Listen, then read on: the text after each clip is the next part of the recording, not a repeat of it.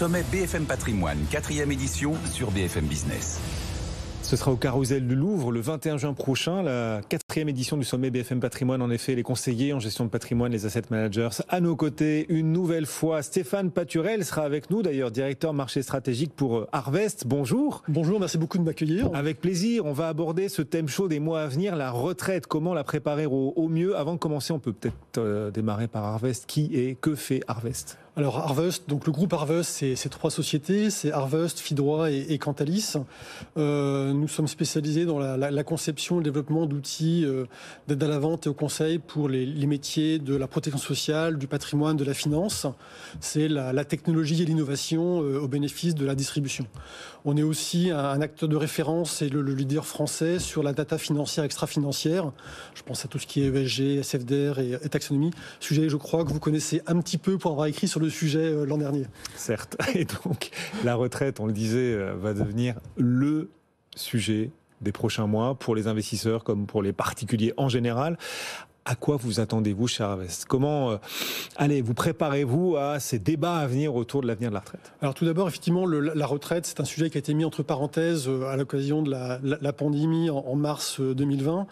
On était à ce moment-là sur une refonte vraiment en profondeur, donc dite une réforme systémique, qui visait à fusionner l'ensemble des régimes et à basculer sur un système intégralement par points.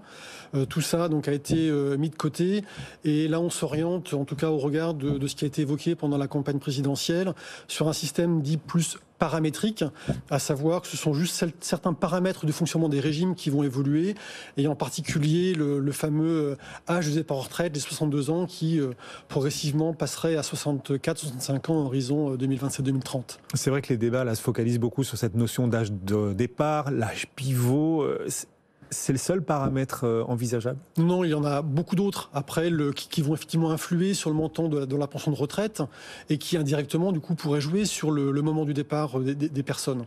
Par contre, effectivement, on constate quand même que des mesures ont déjà été prises par le passé visant à augmenter le nombre de trimestres de cotisation nécessaires pour pouvoir partir avec le taux plein, qui aujourd'hui est possible à compter de 62 ans dès l'instant. On a ces nombres de trimestres, mais donc globalement, les personnes qui sont nées au début des années 60 doivent déjà aujourd'hui cotiser 42 ans. À partir des années 1973, en termes de date de naissance, ça sera 43.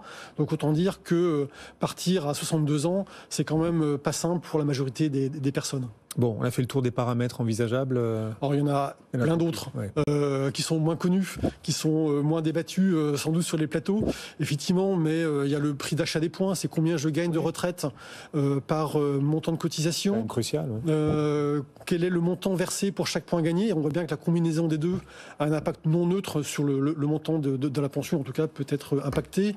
Il y a le nombre de trimestres nécessaires, on l'a évoqué. Il y en a beaucoup d'autres, effectivement, qui sont moins présents, mais qui sont aussi importants, voire plus. Est-ce que la plus grande probabilité, j'ai envie de dire le plus grand risque, c'est de voir en fait une réforme complexe? Est-ce que la complexité, on ne sait pas encore quels seront les contours très précis de la réforme à l'issue des négociations, selon le climat social aussi, le résultat des législatives tout simplement. Mais est-ce que la seule certitude à ce stade qu'on peut avoir, c'est que la réforme sera complexe? En tout cas, on évoque des sujets qui, d'apparence, sont simples, mais qui sont effectivement complexes. Après, si on se focalise sur la relation entre les épargnants et les conseillers financiers de manière générale, il y a un vrai besoin d'accompagnement et de compréhension de la part des épargnants qui s'expriment au travers des différentes études qu'on peut retrouver sur tout ce qui sort en la matière. La dernière entre elles, j'ai évoqué, je pense à Mercer qui a sorti quelque chose sur le sujet en début d'année.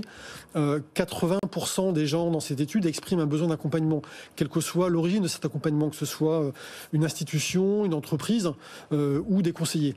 On voit aussi que finalement cette thématique retraite est assez peu abordée avec beaucoup des épargnants. 82% n'ont jamais entendu parler du PER, qui est pourtant le produit phare retraite, et quand on ne parle pas de retraite, on ne parle pas de PER et inversement. Si on regarde plus le côté détenteur de ce produit d'épargne, 15% ont un PER individuel, 11% ont un PER collectif et 6% ont les deux. Ça veut dire que si on concatène ces détenteurs de PER, on voit que, en gros, ceux qui en ont souscrit un sont uniquement ceux à qui on en a parlé, et donc tous les autres, on ne leur a pas parlé ni de ce sujet-là, ni de la retraite. Et vous nous disiez 80% disent ne pas pas en avoir entendu parler, ouais, qui est juste considérable. Ouais. Et une marge de progression énorme, du coup. Tout à fait. Ouais. Et c'est justement tout ce côté pédagogie, accompagnement, sensibilisation aussi sur cette thématique retraite, pour que les épargnants, qui ont quand même souvent une vision assez optimiste de leur montant de retraite future, prennent conscience de la problématique et l'anticipent. Et pour les conseillers, c'est aussi une bonne façon de passer d'une approche qui serait purement produit à une démarche vraiment plus orientée sur la pédagogie, le conseil, l'accompagnement et le besoin. Et donc d'asseoir d'autant plus facilement leurs solutions.